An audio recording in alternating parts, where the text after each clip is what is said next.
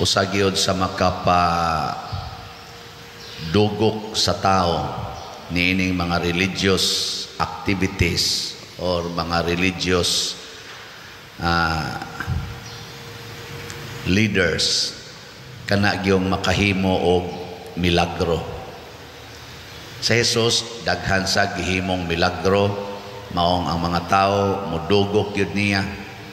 Si San Vicente Ferrer daghan sa kaini siya gihimong mga milagro, dugok sang mga tao niya.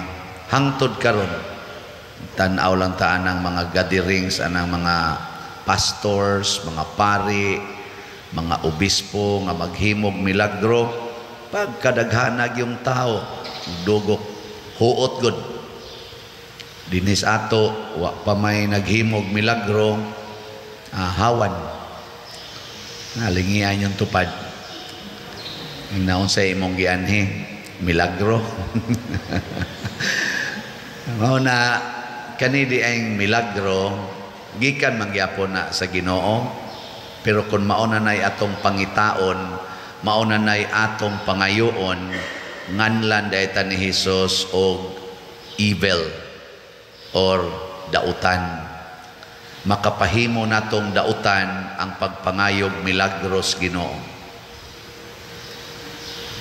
Muna ay mo pagsigig pangitaan ng milagro, halapon sisok anang naakunoy milagro, na ayo ang masakiton nga stage 4 cancer, na cancer free niya ang nag-kratsis nga bakol, nakalakaw, biling kratsis, ang kananaang mga wheelchair, bilin, siging kahagbong sa board exam, pag-adto dito, gipandungas kamot aning maong pastor or maong pari, nakapasar, ipanabi dayon, daghan na kayong magpahikap sa pari o sa pastor.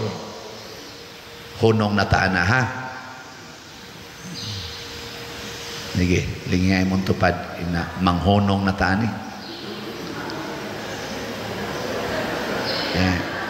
Naayo sa sakit, kay nag 2,000 Hail Mary, hala 2,000 Hail Mary dayon, himuon pang 3,000 usahay, haron lang yun maayo sa sakit, la arinatas 2,000 Hail Mary kay kanaga. Aritas Alliance of Two Hearts nga vigil, mag-vigil na bata karong Biyernes, arita kay maayo tas atong sakit, mamatay pabitaw pagkaugma kay way tug da. Tagam. Ana, hunong na tanang milagro, makapahimo na natong dautan. Unsa may gustos Ginoo? Usa, matud pastubag nato sa Salmo. Unsa to? Usa kamahinulsulon ug mapaubsanon, nakasing-kasing o Dios, dili nimo tamayon.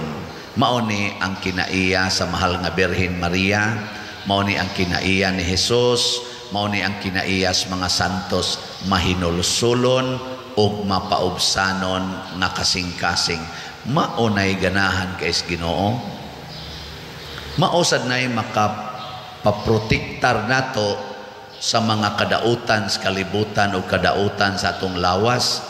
Kanang tao nga kamaong mohinulsol, kamaong magpaubos, layo kay nas peligro. Pero kanang tao mapahitason, mapatuyangon, unya garbuhon kayo, duol kay na siyas mga sakit o mga peligro. Pananglitan, ingon ang simbahan, pag fasting mo o abstinence, panahon aning kwarisma, yang imog yung buhaton kaon gyud kaon. Tanawa di ba inig Easter Sunday bilarana na ka. Kay ni grabe man imong diabetes, ni grabe man imong kolesterol, patuyang magkaon. Nabitay tambal. Ana. O sige, pagarbog yun. Ingnan kas Ginoo sa mga pulong sa Ginoo nga biyain na ng bisyo, labi na ng suyop, kanang sugal, kanang kabit, ug uban pa. Biyain na patuyang yun. Tuom ka na. Depende na sa pagdahoy. Tanawa. Di ba maggubot yun ang kinabuhi nimo, magkabuwag mo sa imong asawa, dumtan ka sa imong mga anak, magkalitsi-litsi ang imong kinabuhi tungod anang pagpangabit, tungod sa anang pagsigig suyop. Di ba? Siging sugal. So, ang tinuod di ay nga pangayuon natos Ginoo, dili milagro, kung dili ang tuburan sa milagro. Unsa may tuburan sa milagro? Usa ka mahinulsulon og mapaubsanon nga kasing-kasing. Ako bitaw, sige ra man jud ko dinhig paubos og pamaligyag slat. Magpaubos ra gyud, gagmay halin, okay ra. Dako sa halin, mas okay ra sad. Paubos lang. Mahurot og kahalin in 2 months, okay. Mahurot og kahalin in 2 years, okay ra gyapon. Paubos lang. Di ba? Daghan baya kayong angayan unta karong magpaubos unya makahatag og kaayuhan sa katilingban sama anang imong yuta, imong yung koralon. Nya ang imong silingan galisod og agi. Pagpaubos nga kining yuta dili ni ato. Nga kanang imong silingan maunay angay higugmaon, dili ang imong balay ug ang imong nataran.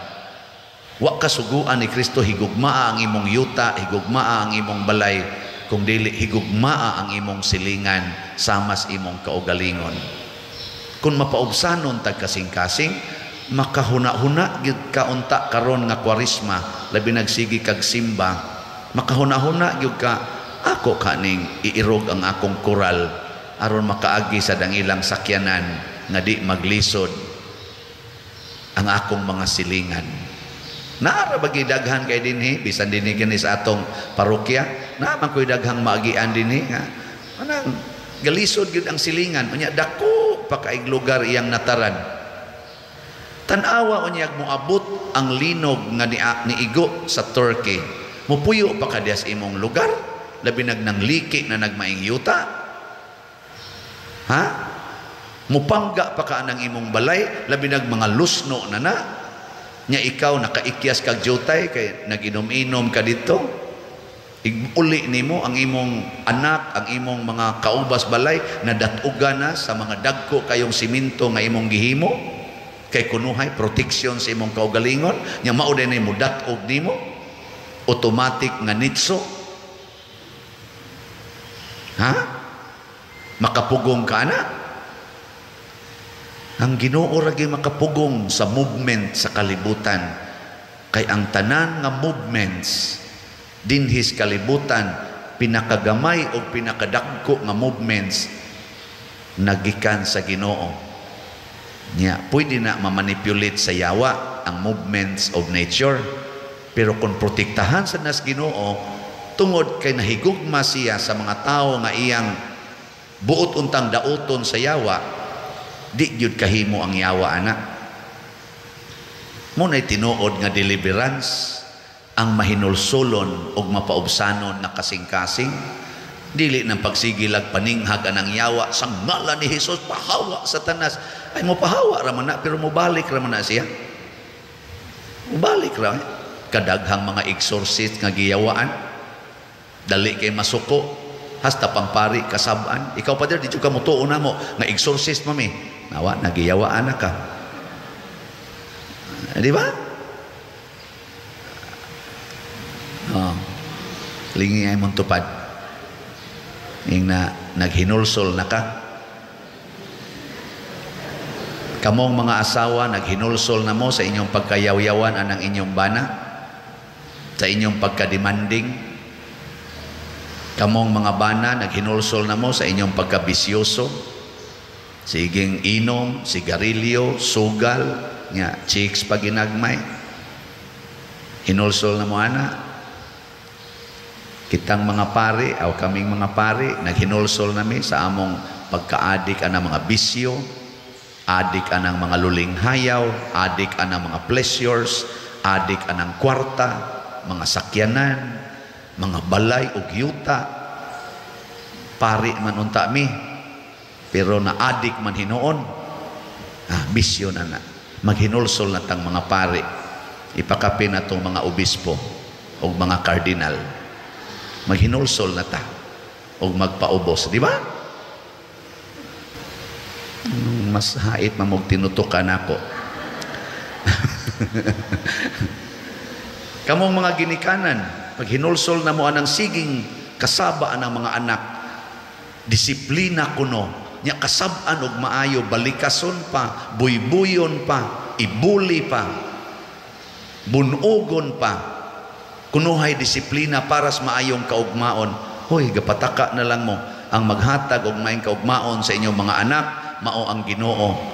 Pag hinulsol na, pagpaubos na mga ginikanan, aron ma-secured ng kinabuhi sa inyong mga anak.